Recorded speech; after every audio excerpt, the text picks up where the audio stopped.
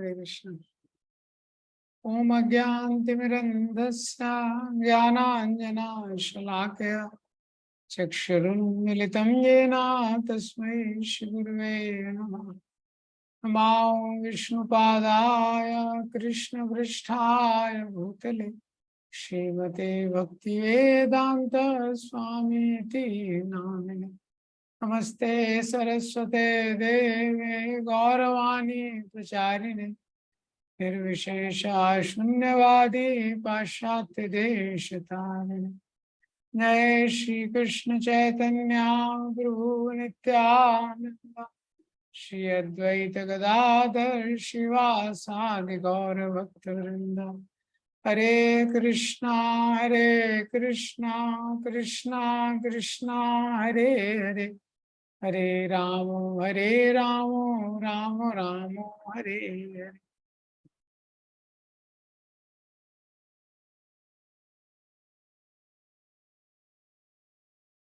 हरे कृष्ण। तो हमने ये सेक्शन देखा था, लास्ट सेक्शन है आज इस चैप्टर का। 3.38 तक कल देखा था। अर्जुन जब ये प्रश्न करते हैं कि क्या वो चीज है अतकेन प्रयुक्तो यम पापम चरति पुरुष, कौन सी वो पुरुष है जिसके कारण, कौन इंस्टिगेट करता है, कौन प्रेरित करता है व्यक्ति को गलत चीजें करने के लिए। तो भगवान बताते हैं कामेश क्रोधेश रजोगुण समुद्भव महाशनो महापापमा विधि एनम ही वैरिण। ये जो काम रूपी शत्रु है भौतिक संसार में भगवान से स्वतंत्र रूप से भोग करने की जो इच्छा है, इसी के कारण व्यक्ति गलत काम करता है। इसका स्वभाव क्या है? महाशनो महापापमा, ये ऑल डिवावरिंग है, बहुत सिंफुल है। विधि एनम ही वैरिणम, ये एनिमी नंबर 1 है। तो ऑल डिवावरिंग है तो कोई भी मनुष्यता व्यक्ति में बच नहीं पाती है, पूरी तरह से उसका नाश कर देती है। और महापाप में तो जब व्यक्ति भोग करना चाहता है तो वो किस हद तक पाप करेगा उसका कोई सीमा नहीं है। ये एनिमी नंबर 1 है। फिर भगवान बताते हैं किस प्रकार से 3 कवरिंग है। ये हमारा एनिमी नहीं है, ये सारे संसार का एनिमी है। पशुओं के ऊपर, पेड़ पौधों के ऊपर और मनुष्यों के ऊपर, सबके ऊपर काम की लेयर, काम की कवरिंग है। तो 3 प्रकार की, 3 कोटियों की ये जो काम के आवरण है, इसको बताया 38 श्लोक में। धूमे नाव्रियते वहने यथा दर्शो मलेन च यथा उल्बेना व्रतो गर्भस तथा तेने दमाव्रतम। जैसे आग जो है वो धुएं से ढकी रहती है और जो दर्पण है वो धूल से ढका रहता है, और जो गर्भ से, शिशु गर्भस्थ शिशु है वो गर्भ से ढका रहता है। तो ये 3 लेवल का कवरिंग बताया है। अब इसके आगे लास्ट 4 श्लोक हैं, आज देखेंगे हम लोग। इन श्लोकों में भगवान क्या बता रहे हैं, जो लास्ट के 4 श्लोक हैं, तब ये बताने के बाद कि ढका रहता है, 3.38 में भगवान ने बताया है कि जो मनुष्य के ऊपर, जैसे आग धुएं से, धुएं का आवरण जो आग के ऊपर रहता है वो सबसे थिन कवरिंग है, वो सबसे कम कवरिंग है। वो एक ऐसी कवरिंग है जिसको पेनिट्रेट किया जा सकता है। जो दर्पण की कवरिंग है वो बहुत मोटी कवरिंग है। उसके बाद जो गर्भ के अंदर शिशु है वो और ज्यादा मोटी कवरिंग। तो जो आग धुएं से ढकी रहती है, ये उदाहरण दिया गया है मनुष्य शरीर के लिए। तो मनुष्य शरीर में इस प्रकार का एक व्यवस्था है कि उसकी चेतना को विकसित किया जा सकता है। हम लोग कृष्ण भावना भावित हो सकते हैं। बाकी जो पशु हैं, पेड़ पौधे हैं, उनके लिए लगभग ये असंभव चीज है इस प्रकार से। तो ये जो काम है, जो भोग करने की जो इच्छा है, अगले श्लोक में बताते हैं कि ये जो इसने आवरण कर रखा है, तो ये किसको आवरण करता है। जैसे 38 में बताया है 3 कोटियों के आवरण बताए गए हैं। तो किसको ढकता है ये जो काम है? और ये जो काम है इसका और एक स्वभाव अगले श्लोक में, आवृतम ज्ञान में तेना ज्ञानिना नित्य वैरिणा काम रूपेण कौन्तेया दुष्पूरेण नलेन च। आवृतम ज्ञान में तेना, कोई व्यक्ति बोल सकता है अच्छा जो भोग करने की इच्छा है ये किसको परेशान करती है? हाँ, मूर्ख लोगों को परेशान करती होगी, कोई ज्ञानी है वो तो इसके अंदर नहीं आएगा जिसको ज्ञान है। भगवान बोलते हैं अरे ज्ञान को तो ढक लेती है ये। तो हम लोगों का भी हमारे जीवन में अनुभव है, जब भोग करने की इच्छा होती है कुछ तो फिलॉसफी बैकग्राउंड में चली जाती है। जो ज्ञान है वो समय पे काम नहीं आता है कई बार। तो सब कुछ पता है, लेकिन जब भोग करने की इच्छा इतनी तीव्र है, जब वो आती है तो ज्ञान बैकग्राउंड में चला जाता है। आवृतम ज्ञान में तेना, ये ज्ञान को आवृत कर लेती है। ज्ञानी ना नित्य वैरिणा, और ये नित्य वैरी है ज्ञान की, ज्ञानियों की ये नित्य वैरी है। काम रूपेण कौन्तेया, काम रूपी हे कौन्तेया, ये काम रूपी जो शत्रु है इसका क्या स्वभाव है? दुष्पूरेण अनलेन चा। तो भगवान बताते हैं अर्जुन को, हे अर्जुन ये जो काम रूपी शत्रु है, दुष्पूरेण अनलेन चा, दुष्पूरेण अनलेन चा, दुष्पूरेण मतलब कभी भी हम इसकी पूर्ति नहीं कर सकते। तो क्या होता है, जो जीव है, जो जीव का स्वभाव है, जो शुद्ध जीव है, वो आध्यात्मिक जगह से जब यहाँ पे आता है तो उसकी जो शुद्ध चेतना है वो कवर हो जाती है। आवर्तम ज्ञान में तेरे, उसकी जो चेतना है वो कवर हो जाती है। ज्ञानी ना नित्य वैरिणा, इस शत्रु के द्वारा। काम रूपेण कौन्तेया दुष्पूरेण नलिन च, और ये शत्रु कैसा है, ये कभी भी सेटिस्फाइड नहीं होता। तो यहाँ पे क्या बताया है, क्या कवर होता है? पिछले श्लोक में 3 आवरण बताए, ये कवर कर लेती है। जो काम है ये 3 कोटि के इसके आवरण है। तो यहाँ पे बताया कि ये क्या कवर करता है, किस चीज को ढकता है? ज्ञान को। ये जो आत्मा का नॉलेज है, हाँ, तो उसको कवर कर लेता है। और इसको नित्य वैरिणा क्यों बोला है? नित्य वैरिणा मतलब ये हमेशा हमारा शत्रु रहता है। इतने करोड़ों करोड़ों हमने जन्म लिए होंगे, हर जन्म में शत्रु हमारे साथ रहा है, इसलिए इसको बोला है नित्य वैरिणा। तो 3 चीजों के पर्सपेक्टिव में इसको बोला है नित्य वैरिणा। पहला तो आइडेंटिटी, ये ऐसा एक शत्रु है, इसको हमको पता ही नहीं चलता कि हमारे शत्रु है। ये सबसे खतरनाक शत्रु है। क्यों? क्योंकि अगर कोई शत्रु है तो पहले पता रहना चाहिए कौन शत्रु है, तो आप उसको अटैक कर सकते हो। जैसे कभी कभी आप देखेंगे, पहले हिंदी मूवीज में कई बार वो जो व्यक्ति सोच रहा है, जो एक्टर है, वो जिसको सोच रहा है कि ये मेरा मित्र है, वो इवेंचुअली शत्रु निकलता है, वो विलन का आदमी है। तो जब तक ये आइडेंटिफाई नहीं होता कि ये शत्रु है, हम उसका कुछ कर ही नहीं सकते, हम उसी को फीड कर रहे हैं। ऐसे ये शत्रु है काम रूपा, काम रूपी शत्रु को हम आइडेंटिफाई नहीं कर पाते कि भोग करने की इच्छा मेरी शत्रु है। और क्या होता है, जब भोग करने की इच्छा बहुत प्रबल होती है, उसके बीच में जो आता है हम समझते हैं ये हमारा शत्रु है। हमको लगता है ये हमारा शत्रु।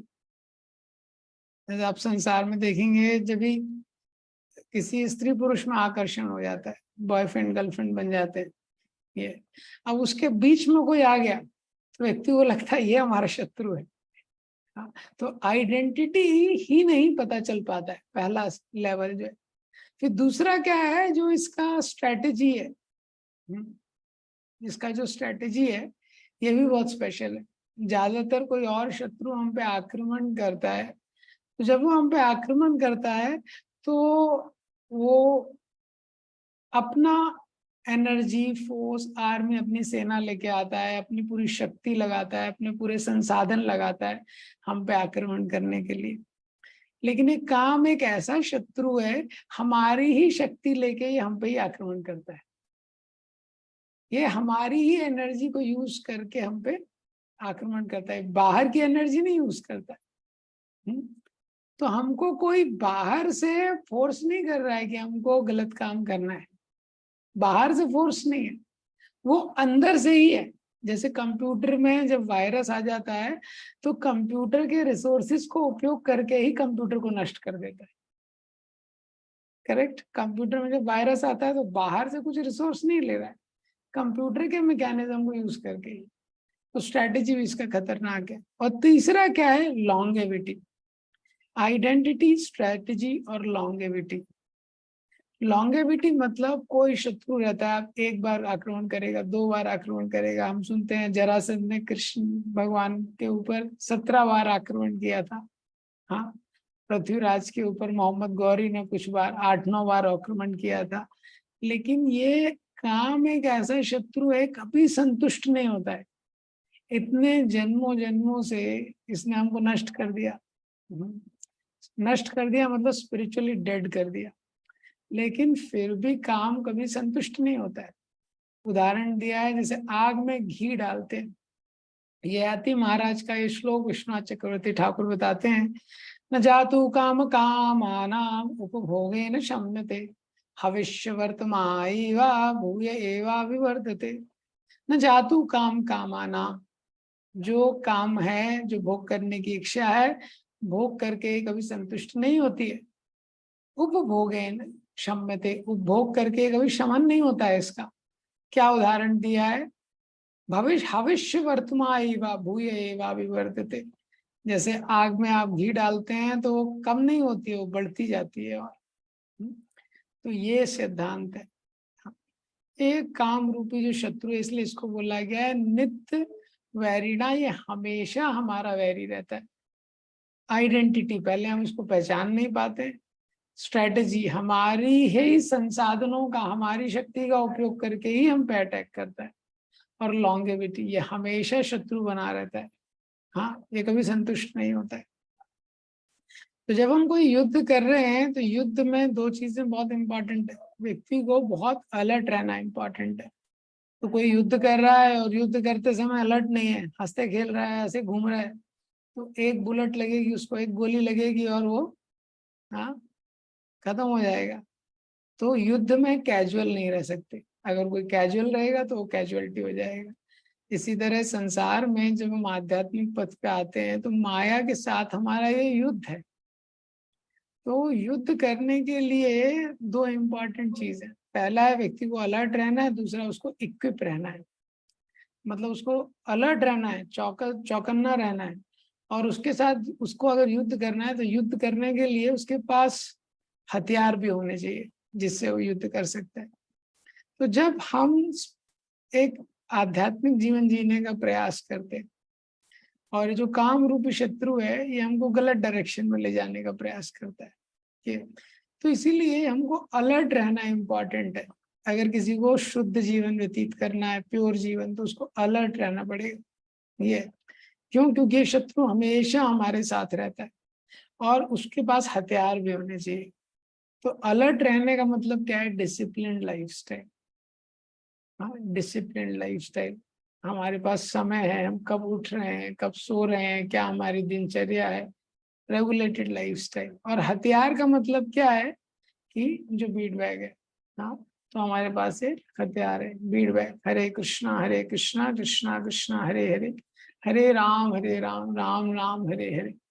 और इसके साथ जब हम श्रवण करते हैं, प्रभुपाद जी के ग्रंथों को पढ़ते हैं, तो ये हमारा हथियार है माया के साथ लड़ने के लिए।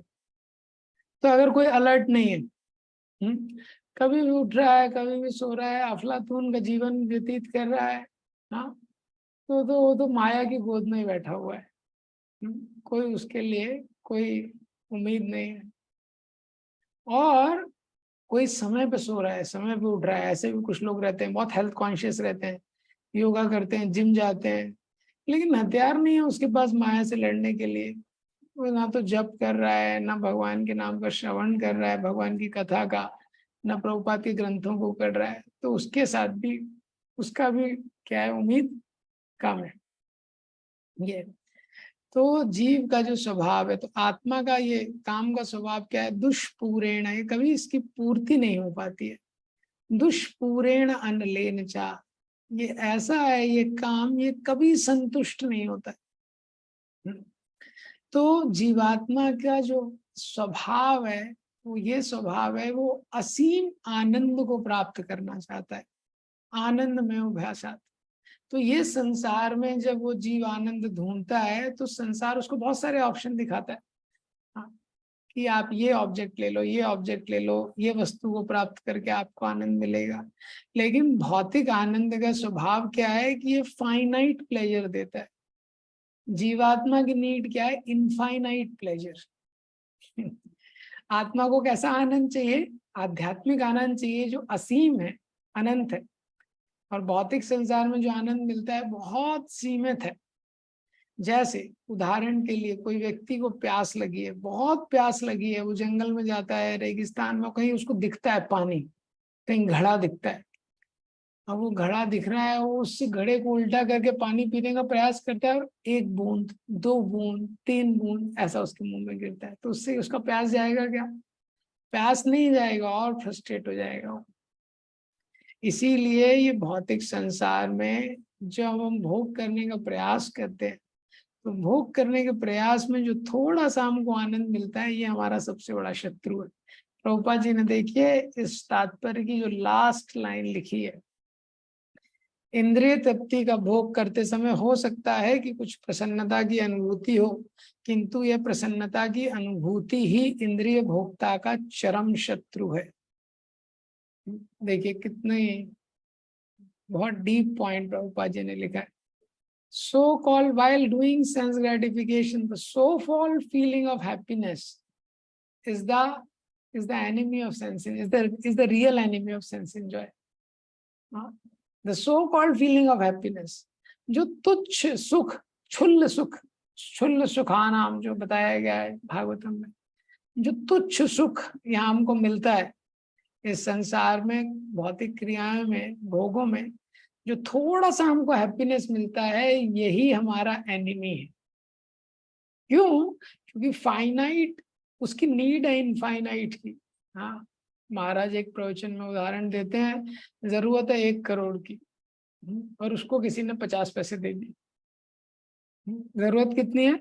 1 करोड़ की। ये लेकिन 50 पैसे से वो इतना आसक्त हो जाता है, वो भूल जाता है 1 करोड़ का अटेम्प्ट करना, भूल जाता है वो। ऐसे ही आध्यात्मिक सुख और भौतिक सुख की तुलना, भौतिक सुख क्या है? वो 50 पैसे की तरह है, लेकिन वो व्यक्ति को 50 पैसा मिलता है, वो उसको ही नहीं छोड़ पाता है। वो उसी से उसका एडिक्शन हो जाता है। तो ये अल्टीमेट एनिमी है सेंस एंजॉयर का, जो हैप्पीनेस मिल रहा है। जैसे के लिए जो मछली है, उसको कैसे पकड़ा जाता है? मछली के लिए जो बेट है, हाँ, वो अल्टीमेट एनिमी है। क्योंकि जाल में डाल के बेट जब डाला जाता है, मछली उसको खाने जाती है, नष्ट हो जाती है। इसी तरह जो चूहा है, चूहे को पकड़ने के लिए पिंजड़े में कुछ डाल देते हैं, चीज वगैरह, वो ट्रैप है। इसी तरह से भोगों में मिलने वाला जो तुच्छ सुख है, वो ट्रैप है हमारे लिए। प्रभुपाद जी का एक फेमस कोट है, it's not difficult to give up sex desire. He says it's not difficult to give up sex, but it is difficult to give the desire to give up. It's not difficult to give up sex desire, but it is difficult to give up the desire to give up sex desire. हाँ, तो Prabhupada ji coat बोला करते थे कि जो भौतिक संसार में जो सबसे बड़ा सुख बोला गया है एक्सटर्नल लेवल पे, जो सेक्स डिजायर, उसको छोड़ना इतना मुश्किल नहीं है, लेकिन ये इच्छा किसी में होना कि इसको छोड़ना है, वही बहुत दुर्लभ है। भौतिक संसार में ये एक ऐसा जेल है।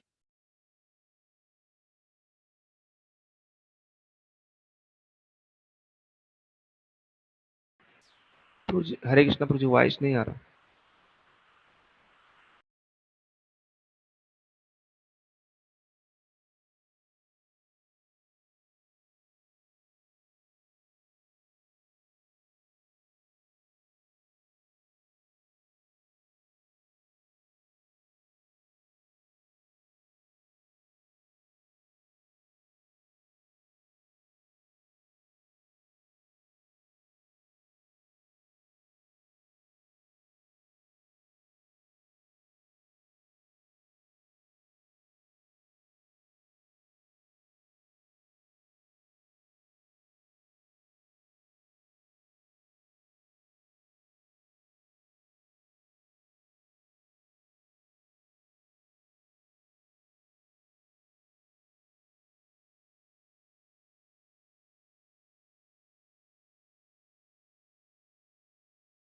हरे कृष्णा। अभी आ रहा है वॉइस आ रहा है? हाँ? तो भौतिक संसार एक ऐसा वो है कि यहाँ से कोई भागना ही नहीं चाहता।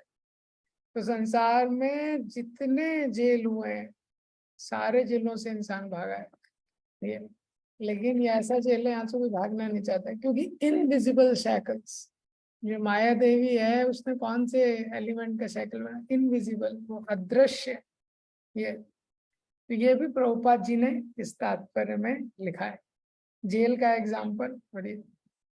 तो जब हमको पता चलता है कि ठीक है ये इतना खतरनाक शत्रु है, तो अब नेक्स्ट स्टेप क्या है कि पता होना चाहिए अगर कोई खतरनाक शत्रु है तो अभी देखना पड़ेगा ये कौन सी लोकेशन पे। तो वॉर में जब भी युद्ध होता है तो पोजीशन बहुत इंपॉर्टेंट है। ये जो आर्मी की पोजीशन कहाँ है? जैसे कारगिल का वॉर हुआ था तो इंडियन आर्मी नीचे था, पाकिस्तान वाले ऊपर थे। हाँ, तो जो पोजीशन होती है वो बहुत इंपॉर्टेंट है कि किस पोजीशन पे ये शत्रु है, क्योंकि जब आपको पता चलेगा कि शत्रु कहाँ है तभी आप उस पर अटैक करोगे। तो ये बता रहे हैं नेक्स्ट श्लोक में, इंद्रियाणि मनो बुद्धिर अस्य अधिष्ठानम् उच्यते एते विमोयति येषा ज्ञानम् आवृत्य देहिनाम्। इंद्रियाणि मनो बुद्धि अस्य अधिष्ठानम् उच्यते। इंद्रियों में, मन में, बुद्धि में, अस्य इस काम का, अधिष्ठानम उच्यते निवास स्थान है। तो जो काम है ये शत्रु कहाँ बैठा हुआ है? ये इंद्रियों में बैठा हुआ है, मन में बैठा हुआ है, बुद्धि में बैठा हुआ है। एतर विमोह, एते इन सब स्थानों से ये अटैक करता है। विमोहयति हमको मोहित कर देता है, मोहग्रस्त कर देता है।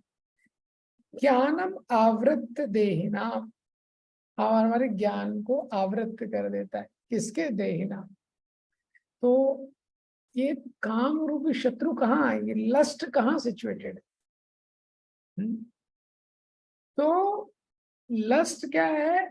अपोजिट सेक्स में नहीं है एंजॉय करने का टेंडेंसी, ये व्यक्ति के मन में है, ये व्यक्ति के माइंड के अंदर है प्रॉब्लम। प्रॉब्लम हमारे अंदर है, प्रॉब्लम बाहर नहीं। प्रॉब्लम बाहर नहीं, प्रॉब्लम क्या है? हमारे मन के अंदर है ये। तो एक उदाहरण श्रीमद् भागवतम में दिया गया। तो उदाहरण दिया है कि तो एक वो ब्रह्मचारी है, वो जा रहा है। तो वो ब्रह्मचारी जा रहा है और एक घर के बाहर वो देखता है कि जो स्त्री है अपने बच्चे को स्तनपान करा रही है। तो जैसे ही वो देखता है कि एक स्त्री अपने बच्चे को स्तनपान करा रही है, वो तुरंत उसकी आंखों से आंसू आ जाते हैं। वो याद करने लगता है कि कैसे भगवान इतने दयालु हैं, इतने दयालु हैं जिन्होंने ये अरेंजमेंट किया। हाँ, बच्चे के आने से पहले माँ के स्तनों में दूध आ जाता है ये। और इसी दृश्य को देख के कोई व्यक्ति काम से मोहित हो सकता है। तो ये सिद्धांत है जो यहाँ पे बताया जा रहा है। जो लस्ट है वो व्यक्ति के माइंड में है, वो ऑब्जेक्ट में नहीं। ये दूसरा इंपॉर्टेंट चीज इसमें बताया है, प्रभुपाद जी लिखते हैं, शत्रु ने बद्ध जीव के विभिन्न स्मारक स्थानों पर अपना अधिकार कर लिया है। इंग्लिश में प्रभुपाद जी ने लिखा है, the enemy has captured different strategic position in the body of condition soul. तो स्ट्रैटेजिक पोजीशन को उसने कैप्चर कर लिया। अगर आपको युद्ध करना है तो युद्ध में जीतने के लिए सबसे पहले आपके पास पोजीशन अच्छी होनी चाहिए, स्ट्रैटेजिक पोजीशन। तो ये जो हमारा युद्ध चल रहा है इसमें काम ने जो जितनी स्ट्रैटेजिक पोजीशन है, इंद्रियां है, मन है, बुद्धि है, सबको कैप्चर कर लिया ये। तो इसीलिए जीव की स्थिति बहुत गंभीर है। आवृतम ज्ञान, ज्ञानम आवृत, ज्ञान को ये कवर कर लेता है, नॉलेज को। तो कैसे ये कवर करता है हमारे नॉलेज को? हाँ, ये हमारे नॉलेज एक्वायरिंग फैकल्टी को ही कैप्चर कर लेता है। तो इसको आगे डिस्क्राइब करते हैं कि लस्ट कैसे कवर करता है। जैसे एक बार प्रभुपाद जी के एक शिष्य ने बोला कि प्रभुपाद जी ऐसा नहीं हो सकता है कि मैं अपने शरीर को यूज करूं इंद्रिय तृप्ति में और आत्मा को यूज करूं भगवान की सेवा में। अच्छा आइडिया है, body for sense gratification, soul for spiritual life. तो उसने बोला प्रभुपाद जी सोल तो स्पिरिचुअल है, ये है। और बॉडी क्या मटेरियल है, दोनों का काम हो जाएगा। प्रभुपाद जी ने बोला नहीं नहीं ऐसा हो नहीं पाएगा, क्यों? क्योंकि बीच में मन है ना, मन दोनों को कनेक्ट कर देता है। तो हमको एक सिंक में ही हम लाइफ व्यतीत कर सकते हैं। तो यहाँ पे बता रहे हैं कि लस्ट क्या कवर करता है, तो सेंसेस, माइंड और इंटेलिजेंस ये सिटिंग प्लेसेस है लस्ट के लिए। इनके द्वारा लस्ट ज्ञान को कवर करता है और जीवात्मा को विमोहित कर देता है। तो लस्ट सिचुएटेड है हमारे मन में, इंद्रियों में और इंटेलिजेंस में। ये तो क्या होता है कि जब जो इंद्रियां हैं, हाँ, जो सेंसेस हैं वो सेंस ऑब्जेक्ट कनेक्शन में आते हैं, और जो इंटेलिजेंस है वो कंटामिनेट हो जाती है। जिस बुद्धि का काम है योजना बनाना कि भगवान की सेवा कैसे करना है, वो निरंतर योजना बनाने लगती है संसार में, एंजॉय कैसे करना है। और जैसे वो ज्यादा और ज्यादा कंटामिनेटेड होती जाती है, हाँ, फिर इंटेलिजेंस क्या है एक टाइम पे, क्योंकि ये हाईजैक हो गई है अभी हमारी इंटेलिजेंस लस्ट के द्वारा हाईजैक हो गई। जैसे आपने मूवी में देखा होगा, जब वो हाईजैक कर लेते हैं, किसी को हाईजैक कर लेते हैं, फिर वो अपनी स्वतंत्रता से काम नहीं कर सकता। जैसे टेररिस्ट ने किसी को हाईजैक कर लिया, अब जो वो बोलेंगे वही वो बोलेगा, जो वो करवाना चाहेंगे वही वो व्यक्ति करेगा। इसी तरह से बहुत समय से इंद्रिय भोग करने के कारण जो इंटेलिजेंस है वो हाईजैक हो चुकी है। ये तो यहाँ पे एक महत्वपूर्ण चीज है। पहला महत्वपूर्ण चीज क्या है कि एक है हमारा इंटेलिजेंस, एक है शास्त्रों का इंटेलिजेंस। जो शास्त्रों का इंटेलिजेंस, तो हमारा इंटेलिजेंस का इतना प्योर नहीं है। तो अपनी बुद्धि के आधार पर जब भी हम सोचते हैं कि ये चीज है, इससे हम इतना अफेक्ट नहीं होंगे, इंटरनेट यूज करेंगे, हाँ ठीक है, इससे ज्यादा इतना अफेक्ट नहीं होंगे, ये चीज करेंगे इससे इतना अफेक्ट नहीं होंगे, तो ये हमारा इंटेलिजेंस है। लेकिन एक इंटेलिजेंस है जो शास्त्रों का है, जो गुरु साधु शास्त्र के माध्यम से हमको मिलता है। तो जो गुरु साधु शास्त्रों का इंटेलिजेंस है, हमारा इंटेलिजेंस उसके नीचे रहना चाहिए। अगर हमारी बुद्धि में कोई ऐसी प्लानिंग आ रही है जो गुरु साधु शास्त्रों के इंटेलिजेंस के परे है, तो उसका एग्जीक्यूट नहीं करना चाहिए। ये तो इसमें बहुत सारी चीजें आ सकती हैं। ये तो कोई भी एक्टिविटी है जो शास्त्रों में दिया गया है कि इसको नहीं करना चाहिए, तो उसको नहीं करना चाहिए, या उसके लिए एक सही चैनल हमको बनाना चाहिए इवेंचुअली लाइफ में। ये जैसे शास्त्रों में बताया गया है, स्पेशली बताया गया है, मैन और वुमेन ये दो अलग है, ये दो अलग स्पीशीज है। ये तो सिद्धांत के रूप में ये बहुत महत्वपूर्ण सिद्धांत है कि जो बॉयज हैं वो गर्ल्स को गाइड नहीं कर सकते। तो इस्कॉन में भी हम देखते हैं बहुत सारा प्रीचिंग होता है, और जहाँ पे भी प्रीचिंग होता है तो ये एक जनरल ऑब्जर्व फिनोमेना है, माता जी लोग पहले ज्यादा सिंसियर हो जाते हैं। प्रभु जी इसकी हालत तो गंभीर है। ये यूथ प्रीचिंग के अलावा, यूथ प्रीचिंग में तो यूथ से ही कनेक्ट करते हैं, लेकिन कांग्रेगेशन प्रीचिंग जहाँ करते हैं तो ज्यादातर माता जी लोग सिंसियर हो जाते हैं, ज्यादा सिंसियर रहते हैं। प्रभु जी लोग इतना सिंसियर नहीं रहते। लेकिन इसमें तीन चीजें इंपॉर्टेंट है। पहला चीज है, प्रभु जी इस माता जी इसको गाइड नहीं कर सकते, पर्सनल मैटर्स में गाइड नहीं कर सकते। ये एक इम्पॉर्टेंट प्रिंसिपल। ये स्पिरिचुअल मैटर्स में जनरल गाइडलाइंस दिए जा सकते। ये आइडियल सिस्टम क्या है? आइडियल सिस्टम है कोई सीनियर कांग्रीगेशन चाहिए, गृहस्थ को गाइड करने के लिए कोई सीनियर कांग्रीगेशन चाहिए। उसमें भी जो माता जी है वो माता जी को गाइड कर सकते हैं, जो प्रभु जी हैं वो प्रभु जी को गाइड कर सकते हैं, और जो भी ब्रह्मचारी या जो भी है वो स्पिरिचुअल गाइडलाइन दे सकते हैं प्रभु जी को, या प्रभु जी माता जी साथ में है तब दोनों को भी। ये प्रिंसिपल है। तो ये पहला प्रिंसिपल है जो हमको पता होना है, वो इम्पोर्टेंट प्रिंसिपल है, स्पेशली इस्कॉन के रिगार्ड्स में। हाँ, इसी तरह बॉयज गर्ल्स को गाइड नहीं कर सकते। तो जो बॉयज हैं वो गर्ल्स को गाइड नहीं कर सकते, वो प्रिंसिपल ही नहीं है शास्त्र में, वो प्रिंसिपल नहीं डाला। ये सन्यासीज हैं वो कर सकते हैं गाइड किसी को, जो सन्यासी है, क्योंकि सन्यासी एक जगह रहते नहीं, वो ट्रैवल करते रहते हैं। वो कभी एक जगह नहीं रहते हैं, उनका ट्रैवलिंग रहता है।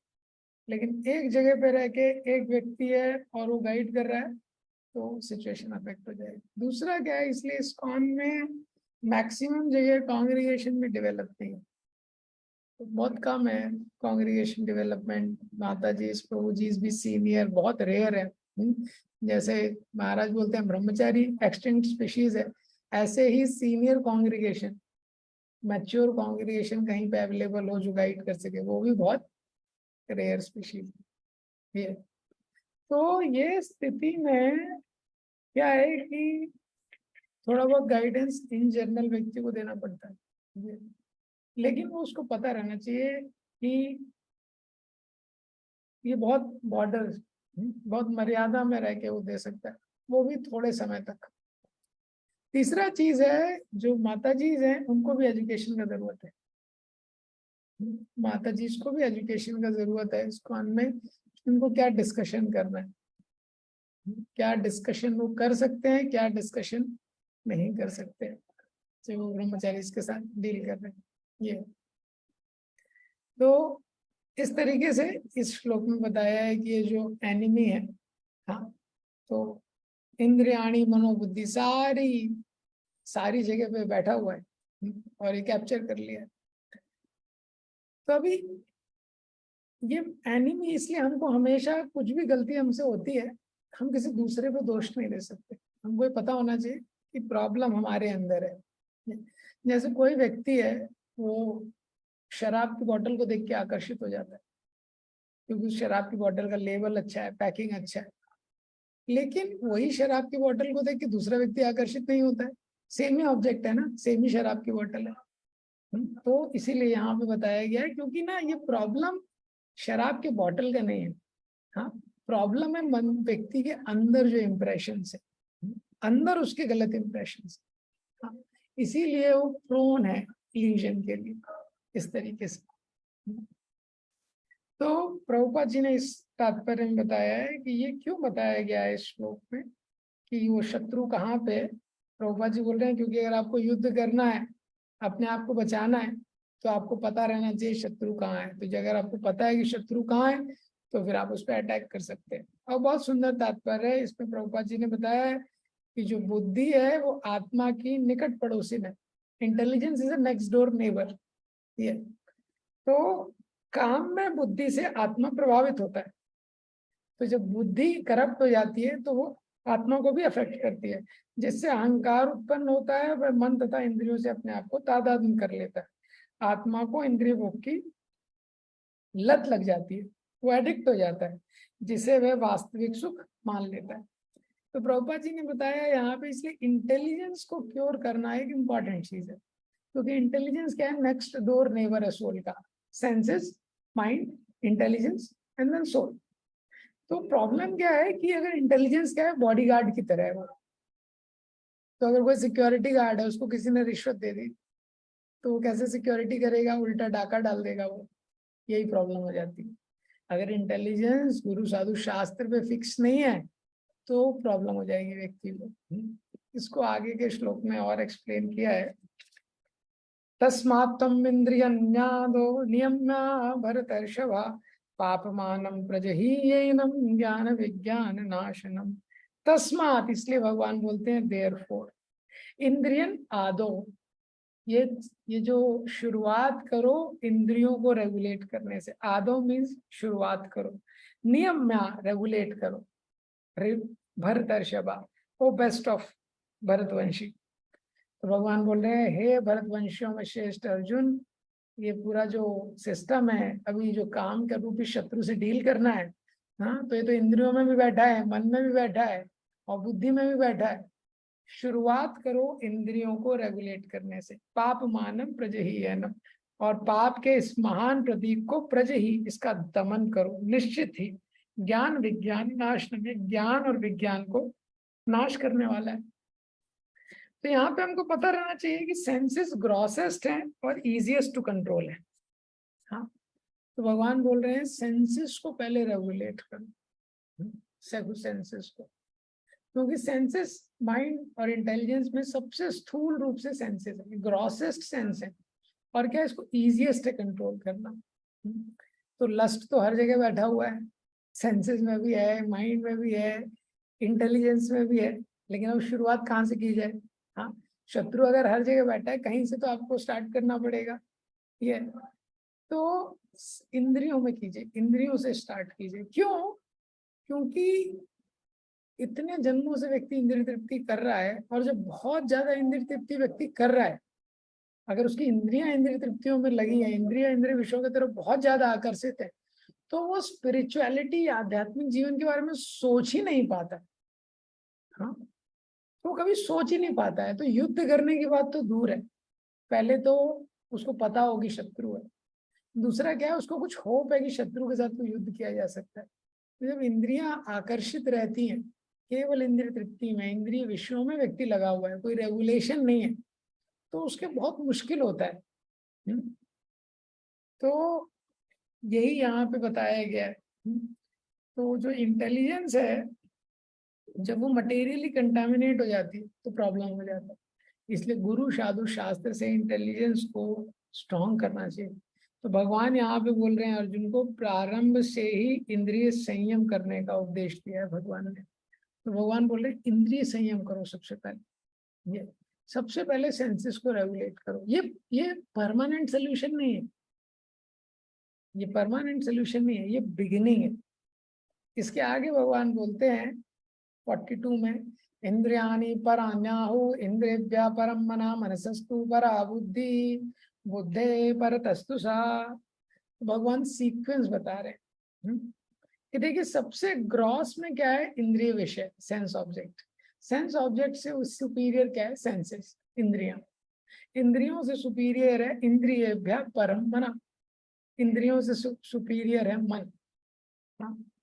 और मन सस्तु परा बुद्धि, मन से सुपीरियर है बुद्धि, बुद्धे पर तस्तु सा, बुद्धि से सुपीरियर है आत्मा, और आत्मा से सुपीरियर है परमात्मा।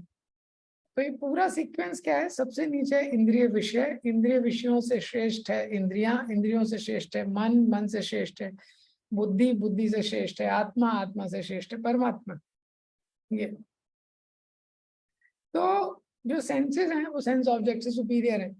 हाँ, तो जो सेंसेस हैं वो सेंस ऑब्जेक्ट की तरफ जाते हैं। जैसे कोई डिलीशियस फूड है रेस्टोरेंट में, तो हमारे पास अपने आप नहीं आता, हम उसके पास जाते हैं।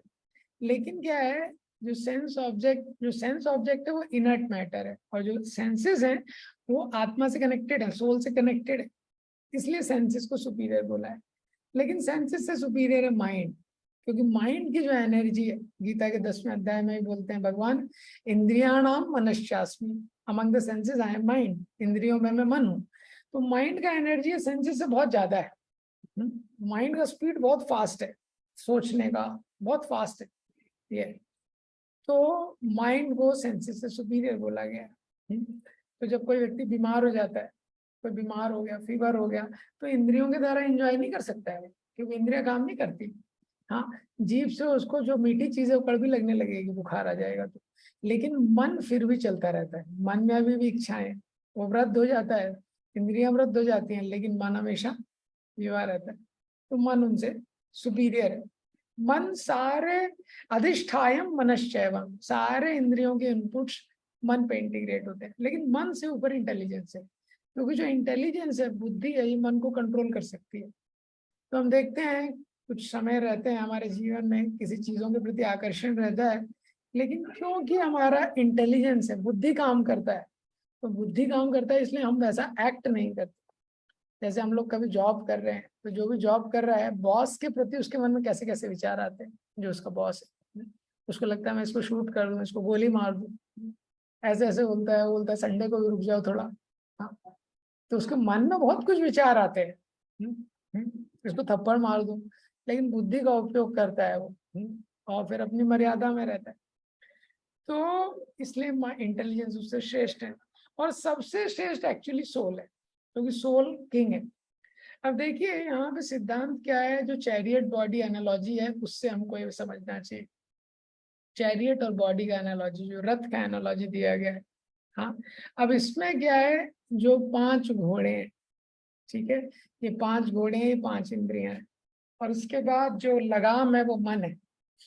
हाँ, और जो ड्राइवर है वो इंटेलिजेंस, और जो पैसेंजर है वो सोल है। ये याद रखिएगा। तो 5 घोड़े हैं, 5 इंद्रियां हैं, जो लगाम है वो मन है, जो ड्राइवर है वो बुद्धि है, और जो सोल है वो पैसेंजर है। ये अब जो लगाम है उसका काम है कि घोड़ों को नियंत्रण में रखना है। तो मन का आइडियल काम क्या है कि घोड़े नियंत्रण में रहना चाहिए। लेकिन हमने देखा है ऐसी स्थिति आ जाती है कभी कभी कि घोड़े इतने वाइल्ड हो जाते हैं, लगाम इधर उधर हो जाती है, जो चैरियट में पैसेंजर बैठा है वो भी नीचे गिर जाता है। वो भी नीचे गिर जाता है। तो इसीलिए यही आत्मा की सिचुएशन होती है संसार में।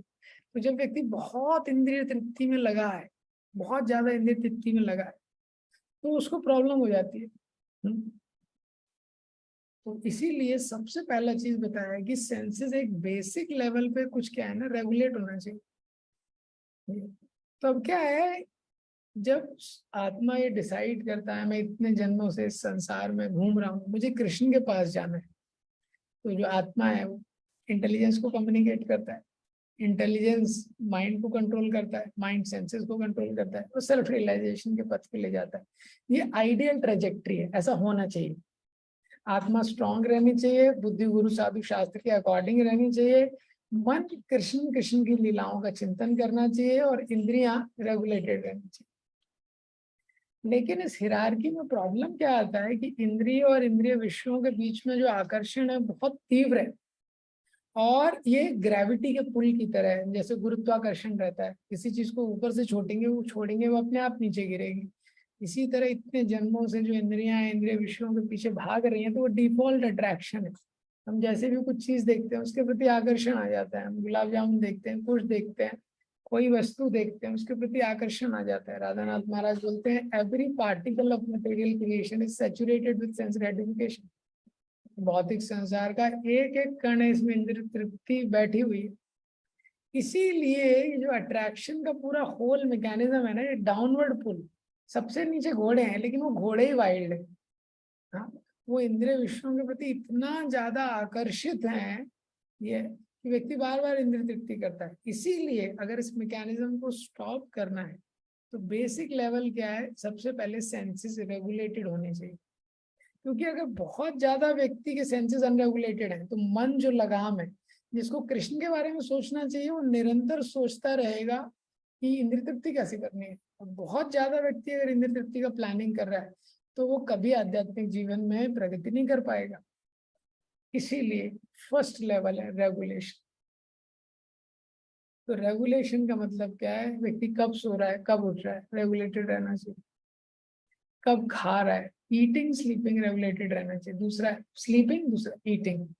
कब उसको प्रसाद लेना है, कितने टाइम लेना है, थोड़ा रेगुलेटेड रहना चाहिए। तीसरा चीज, ऑफर्ड चीजें लेनी चाहिए। कोशिश करना चाहिए अनऑफर्ड चीजें ना ले।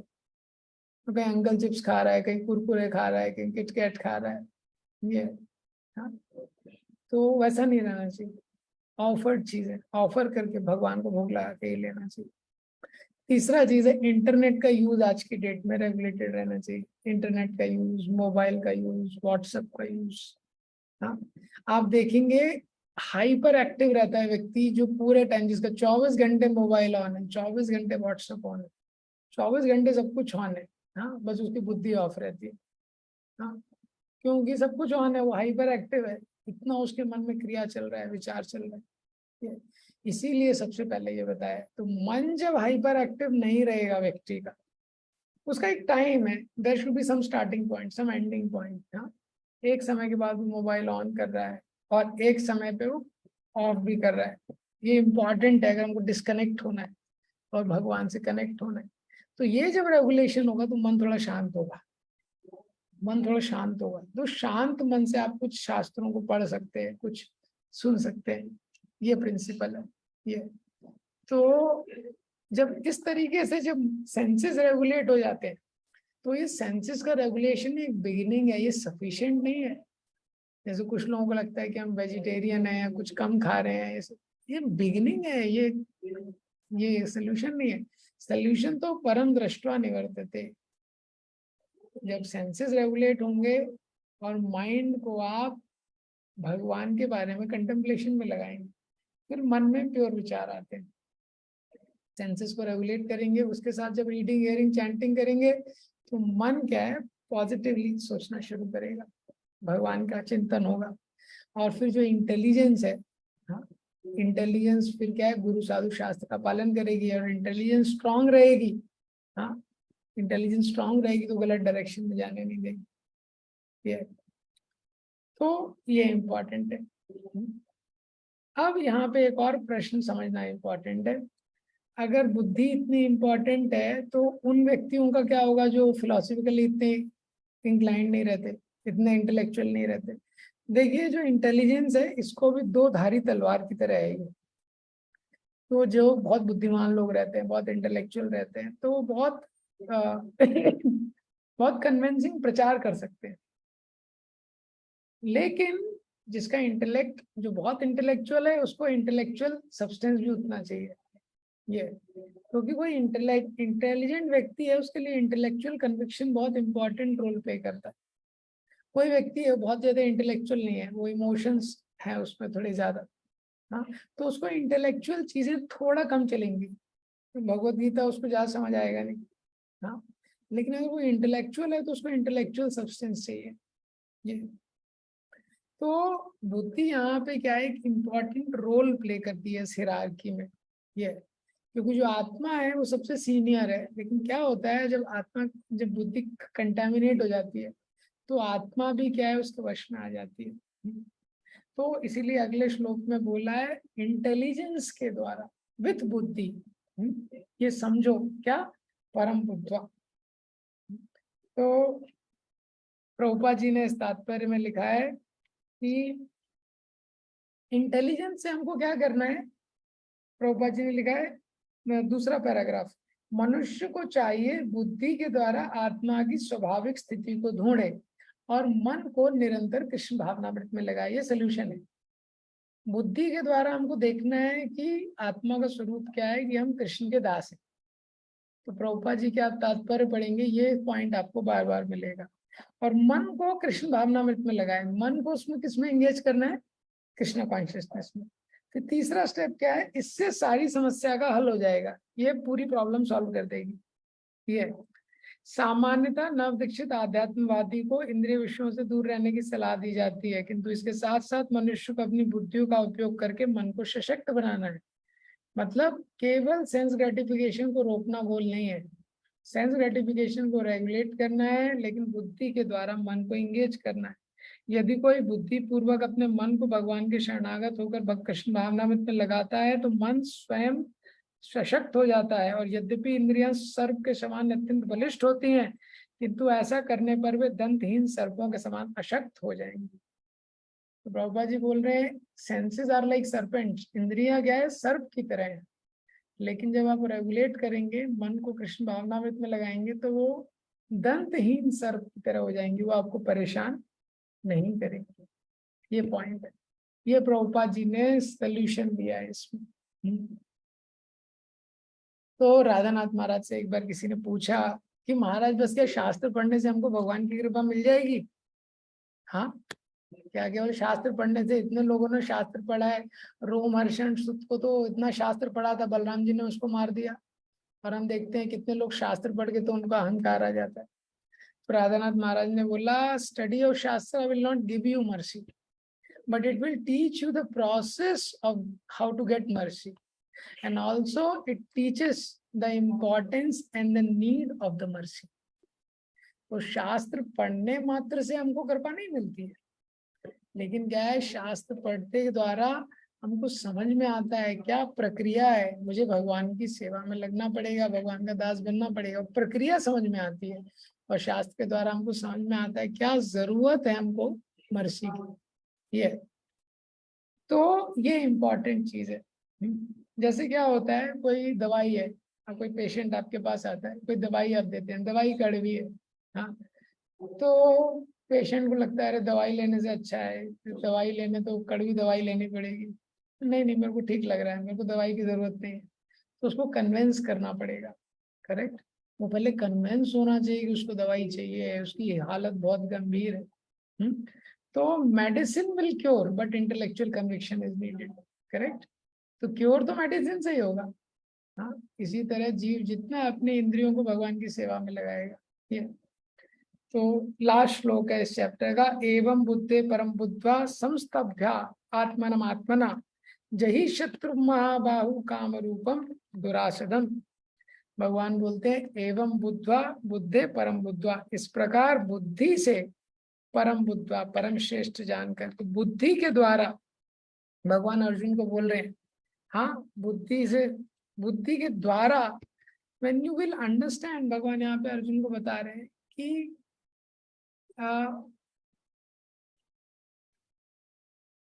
बुद्धि के द्वारा परम बुद्धवा, अपनी श्रेष्ठता को समझ के, जब तुम ये समझ जाओगे यहाँ पे कि विथ इंटेलिजेंस परम बुद्धवा ट्रांसेंडेंटल सिचुएशन को, माइंड को एक स्पिरिचुअल प्लेटफॉर्म में लेके आओ। तो भगवान बोल रहे हैं कि विथ बुद्धि अंडरस्टैंड योरसेल्फ टू बी परम। बुद्धि के द्वारा तुम समझो कि तुम्हारी स्थिति क्या है, तुम्हें सबसे ऊपर हो, ट्रांसेंडेंटल हो। और संस्तभ्यम आत्मानम आत्मना, मन को भगवान की सेवा में लगाओ, मन को स्पिरिचुअल प्लेटफॉर्म में स्टेबल करो। जही शत्रु महाबाहो काम रूपम दुरासतम, इसके द्वारा आध्यात्मिक शक्ति द्वारा काम रूपी शत्रु को तो विजय प्राप्त करो। तो एक बार जो मन जो है वो स्पिरिचुअल प्लेटफॉर्म में आ जाता है तो क्या है, भगवान के प्रति आकर्षित हो जाता है। जब वो भगवान के प्रति आकर्षित हो जाता है तो प्रॉब्लम नहीं होती है। तो जीव गोस्वामी लिखते हैं कि साधक के स्तर पे हमको मन को स्पिरिचुअल प्लेटफॉर्म पे लाना है बुद्धि की सहायता से। Use your intelligence to connect to super soul. तो मन का स्वभाव क्या है, सहज रूप से ग्रेविटी का पुल है, वो नीचे जाना चाहता है। जैसे आप चैंटिंग कर रहे हैं तो मन इधर उधर भागेगा, लेकिन आपने कुछ जपा टॉक सुना है, जप की महिमा के बारे में सुना है, तो आप प्रयास करेंगे मन को वापस लाने का। ये तो जो भी आध्यात्मिक क्रियाएं हैं मन उसमें लगता नहीं है, लेकिन इंटेलिजेंस की हेल्प से जब हम मन को उसमें लगाते हैं तो वो हेल्प करता है। चैतन्य महाप्रभु ने बोला इसलिए सिद्धांत बलिया चित्त ना करे आलस। हाँ, जैसे 2.63 में बताते हैं, ध्याय तो विषयान पुंसा संगस्ते शुभ जायते संगात संजायते कामा कामा क्रोध विजायते क्रोधो भवति सम्मोहात सम्मोहात स्मृति विभ्रमा स्मृति विभ्रमात बुद्धिनाशो बुद्धिनाशात प्रणश्यति बुद्धिनाशात प्रणश्यति।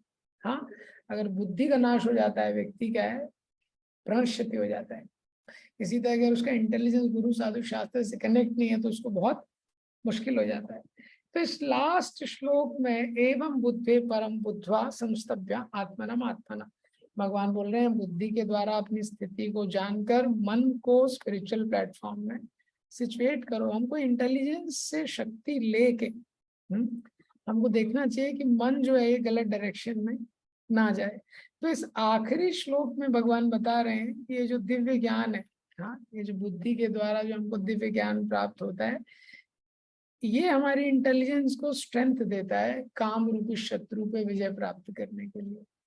तो फिर ये दिव्य ज्ञान कैसे प्राप्त होगा, ये दिव्य ज्ञान कैसे मिलता है, ये सब भगवान बताएंगे नेक्स्ट श्लोक में, नेक्स्ट चैप्टर में, जिसका नाम है दिव्य ज्ञान द ट्रांसेंडेंटल इंटेलिजेंस। तो कल और परसों भी क्लास करेंगे ये, उसके बाद कुछ दिन का शायद ब्रेक रहेगा। तो ये तो लास्ट श्लोक में आप देखिए किसी भी चैप्टर का पहला और लास्ट परपोर्ट बहुत इंपॉर्टेंट है, तो इस परपोर्ट को आप पढ़ लीजिएगा। इसमें डिटेल में भगवान बताते हैं इस चैप्टर में क्या क्या बताया हुआ है। तो यहाँ पे भगवान बता रहे हैं वैसे इस परपोर्ट में कि अपने आप को सही पथ पे रखो बुद्धि का प्रयोग करके। तो सोल आत्मा है, इंटेलिजेंस है और माइंड है।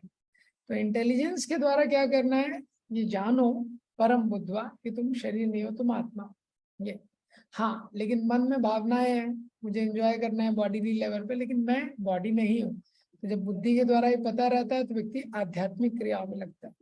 और मन को आध्यात्मिक स्तर पे कैसे सिचुएट करना है, हाँ, तो उसके लिए मन के लिए स्पिरिचुअल थॉट्स चाहिए। तो जब हम शास्त्रों को पढ़ेंगे, गुरु साधु शास्त्रों को, तो स्पिरिचुअल थॉट्स आएंगे। तो स्पिरिचुअल थॉट आएंगे तो लस्ट का एक ग्रेविटी पुल है, एक पुल है कृष्ण के लव का जो ऊपर वाला पुल है, और लस्ट का क्या है, ग्रेविटी पुल है जो नीचे लाता है। तो इसीलिए बताया गया है best way to keep mind on spiritual platform is to always think about Krishna. तो जब हम भगवान के बारे में जितना चिंतन करते हैं, इसीलिए श्रवण कीर्तन ये कलयुग में बहुत उत्तम विधि है, क्योंकि श्रवण कीर्तन करने से हमको भगवान का ध्यान आता है। ये तो बहुत सारे उदाहरण शास्त्रों में दिए हैं, कुलशेखर महाराज और भी बहुत सारे उदाहरण। ये तो इस चैप्टर में कुल मिला के इस चैप्टर का एसेंस इन वन में यही है कि जितना हम भगवान की सेवा में लग सकते हैं, सेंसेस को, माइंड को, इंटेलिजेंस को, तीनों को जितना भगवान से कनेक्ट कर सकते हैं, उतना व्यक्ति क्या है, इम्यून रहता है। क्योंकि साधक के स्तर पे भगवान के प्रति स्पॉन्टेनियस अट्रैक्शन नहीं है, इसीलिए बुद्धि का एक बहुत महत्वपूर्ण रोल है। हाँ, तो जीव गोस्वामी भी भक्ति संदर्भ में लिखते हैं, साधक के स्तर पे बुद्धि बहुत इंपॉर्टेंट है कृष्ण से कनेक्ट करने के लिए। इस प्रकार से गंधराज भगवद गीता, जय श्री प्रभुपाद, जय।